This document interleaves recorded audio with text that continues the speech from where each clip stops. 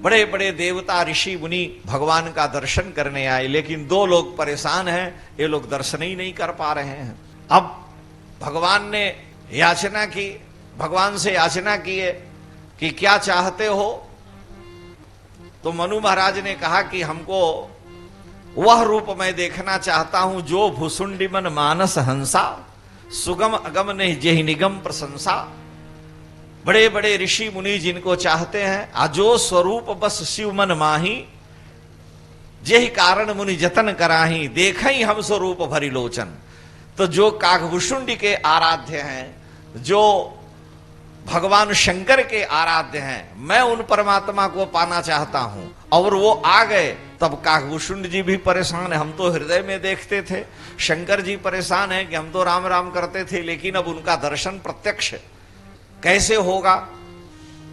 तो प्रत्यक्ष दर्शन के लिए दोनों दिव्य देवता मानव रूप धारण करके अयोध्या की वीथियों में विचरण करने लगे। गीतावली रामायण में गोस्वामी जी कहते हैं कि भगवान शंकर ने विचार किया कि प्रवेश तो हो नहीं सकता है, क्योंकि अपरिचित हैं, कोई हमारे पास परिचय है नहीं, और राज दरबार में जाना है, राज दरबार में जाने के लिए कोई न कोई परिचय पत्र हो, आई कार्ड हो, और शंकर जी के पास कुछ नहीं है।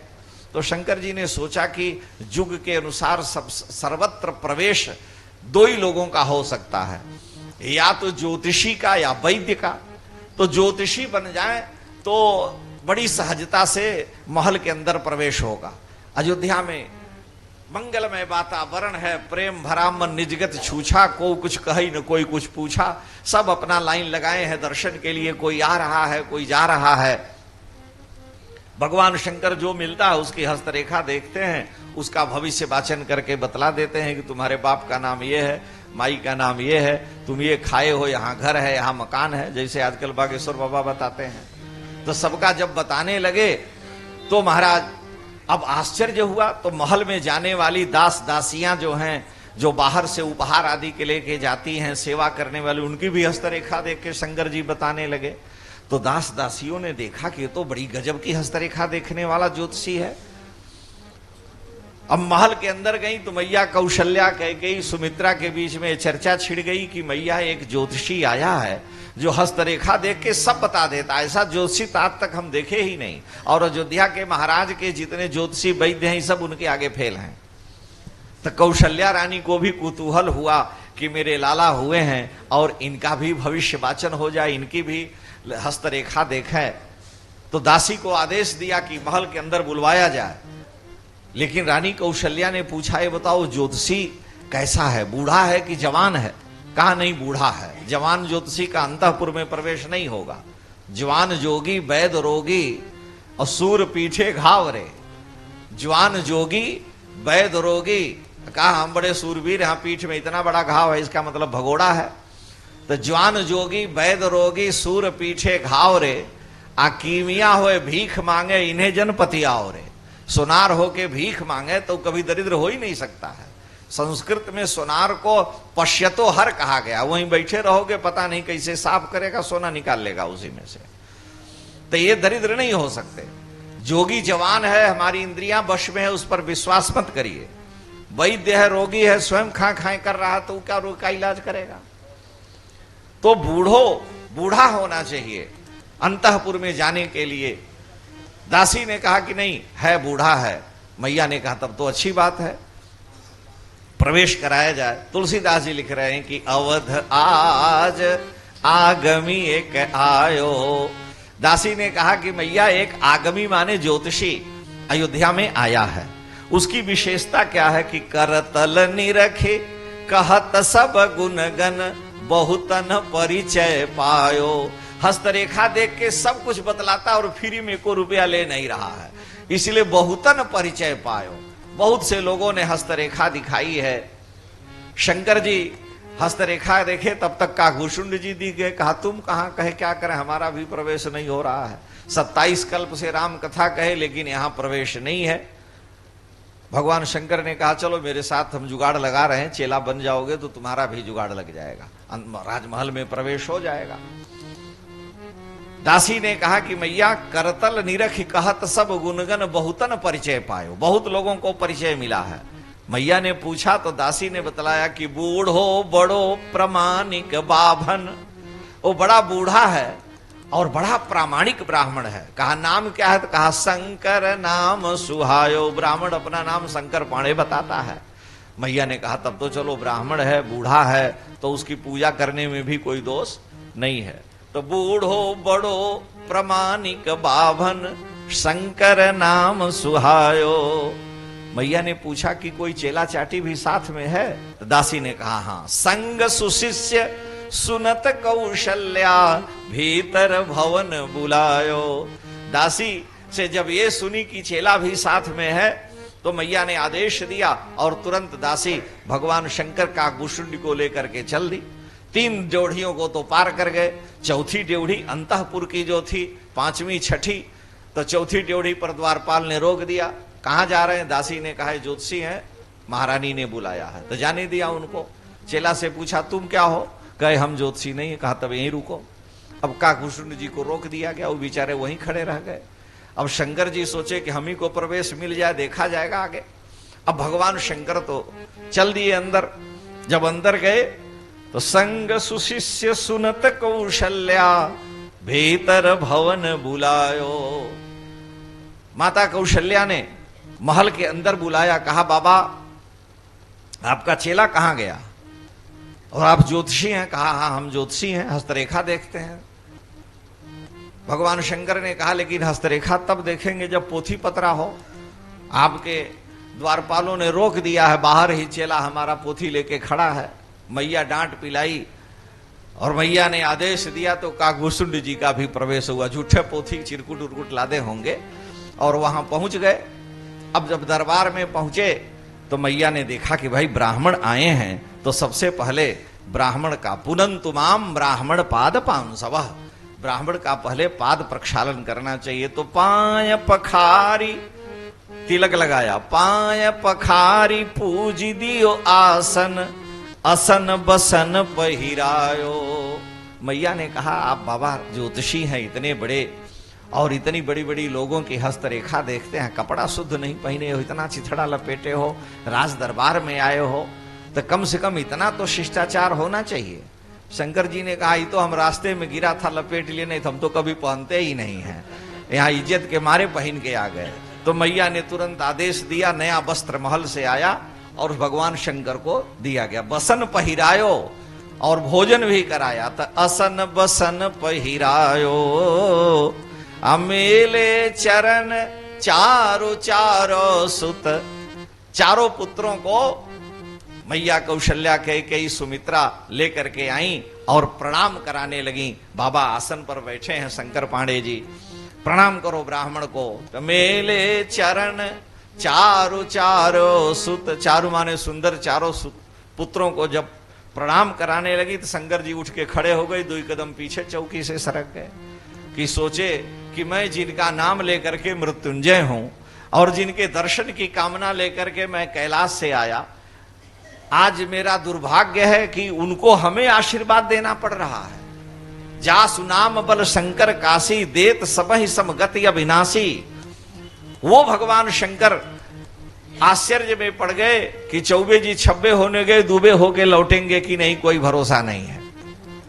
मैया ने कहा कि बाबा तुमको नया वस्त्र दिए हैं, भोजन कराए हैं, चेला को भी बुलवाए हैं और अब आशीर्वाद देने में कंजूसी करते हो।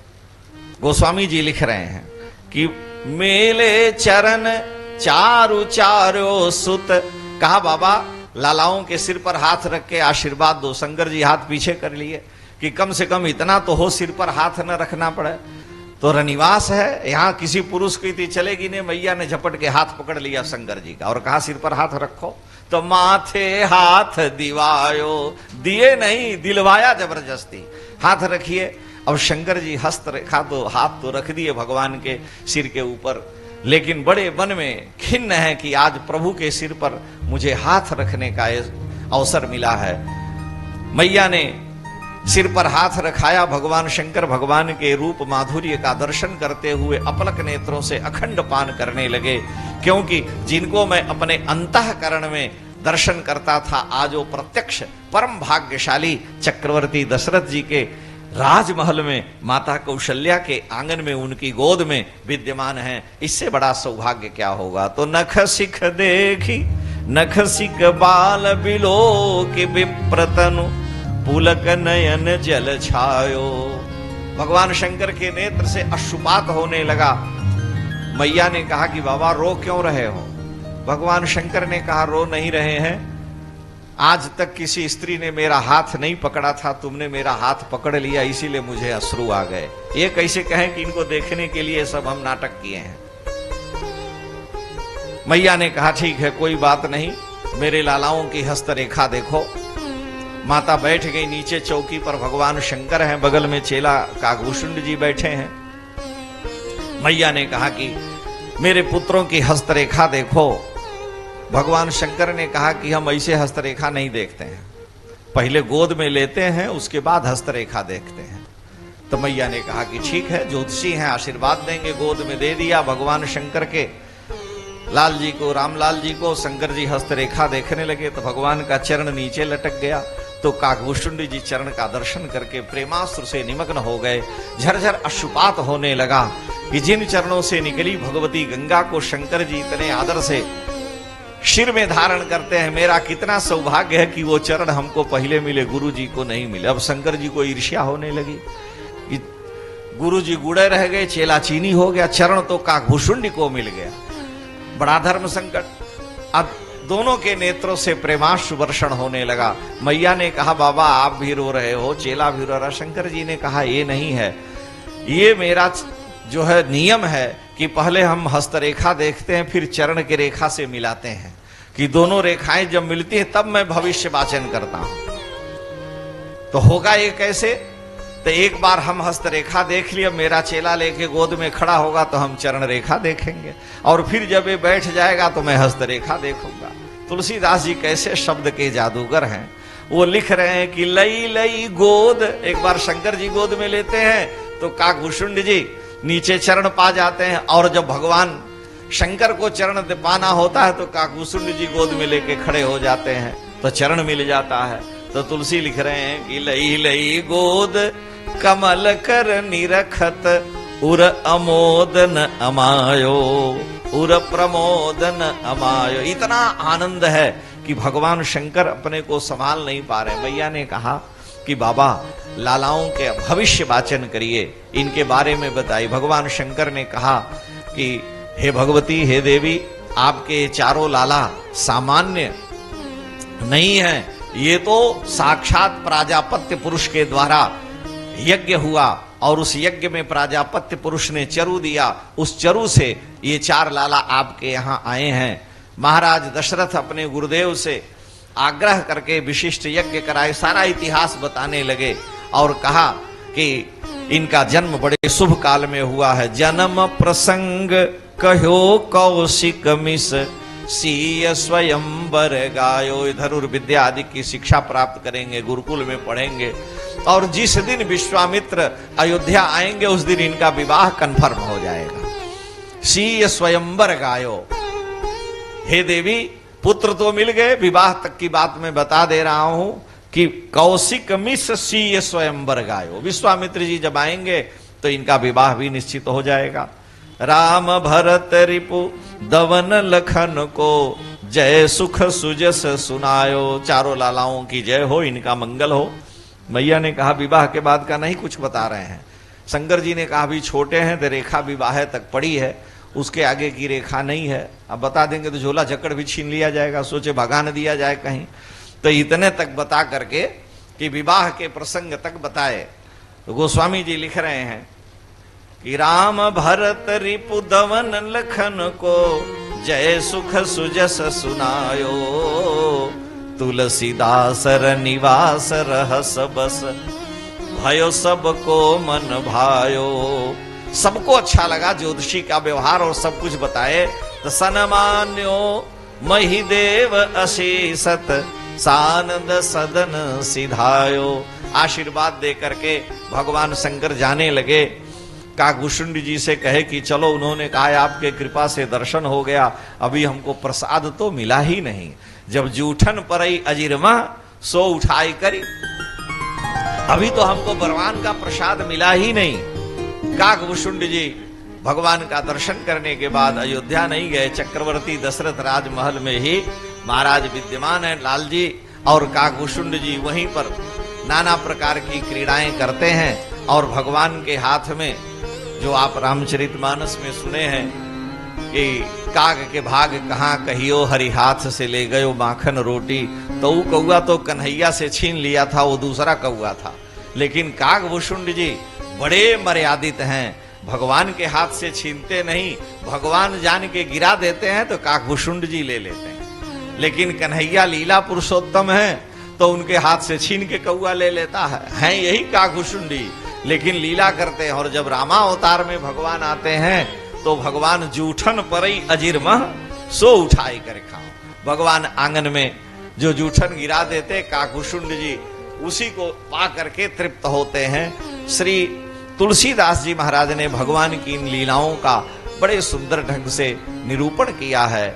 और गोस्वामी जी के सबसे विलक्षण जो पद हैं, ठाकुर जी की लीला का, मैया ने पीत झगुलिया पहना दिया है, कमर में भगवान के छोटी सी करधनी है, चरणों में नूपुर है, हाथ में बलय है, और भगवान के सिर पर छोटे से मोरपंख के साथ मैया ने एक मुकुट लगा दिया है। और चारों लाला चक्रवर्ती दशरथ जी के राजमहल में अब थोड़े बड़े हो गए तो चलते हैं, और जब चलते हैं तो मानो नर्तन कर रहे हैं, क्योंकि चरणों में नूपुर है। तो गोस्वामी जी तुलसीदास जी महाराज उसका वर्णन करते हैं। और ये जब चलते हैं, विचित्रता ये है, तो चक्रवर्ती दशरथ जी के राजमहल में वैदूर्य मणि की फर्श है जो लालिमा है, और नीलमणि का चौदोवा है। नीलमणि माने जो हम लोग हाथ में शनि का धारण करते हैं, जिसे नीलम कहते हैं। और स्फटिक मणि के स्तंभ लगे हैं, तो स्फटिक मणि का जो खंभ है उसके पास जब ठाकुर जी जाते हैं रामलाल जी, तो अपनी ही झांकी देख करके अपने ही नाचने लगते हैं। नाचे ही निज प्रतिबिंब निहारी, क्योंकि ऐसी दिव्य झांकी है। यही तो भगवान की लीला शक्ति है कि उनको उन्हीं की झांकी दिखा करके उन्हीं को नचाती है, और वो बार बार देखते हैं, बार बार आते हैं। वो गोस्वामी जी वर्णन कर रहे हैं। ठुमक चलत रामचंद्र बाजत पैजनिया, ठुमक चलत रामचंद्र बाजत पैजनिया, ठुमक चलत रामचंद्र किलके किलके उठत धाय, गिरत भूमि लटपटाए, किलके किलके उठत धाय, गिरत भूमि लटपटाए, धाय मात गोद लेते, धाय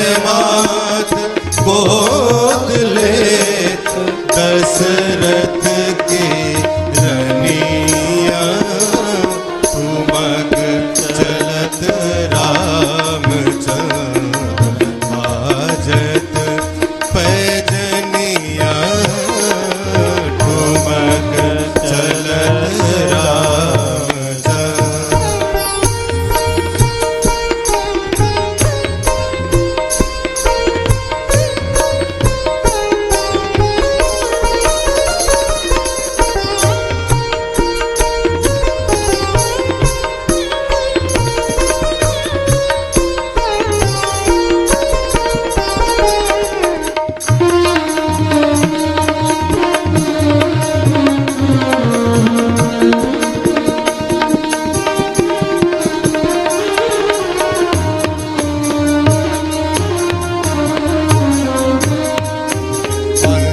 चल रज अंग झारी, विविध भांति सो दुलारे, चल रज अंग झारी, विविध भांति सो दुलारे, तन मन धन बारी बारी, तन मन धन बारी बारी कहत मृदु बचनिया ठुमक चलत रामचंद्र बाजत पैजनिया ठुमक चलत रामचंद्र।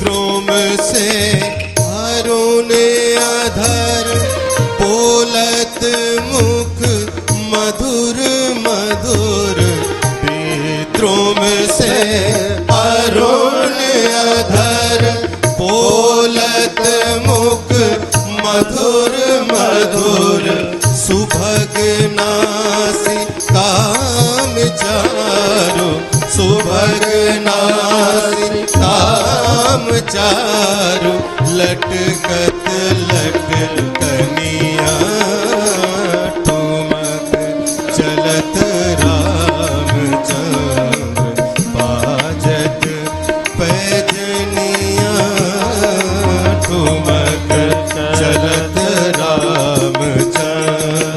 तुलसीदास अति आनंद देखते मुखार बिंद तुलसीदास अति आनंद देख के मुखार बिंद रघुबर छवि के समान रघुबर छवि के समान रघुबर छवि बनिया ठुमक चलत राम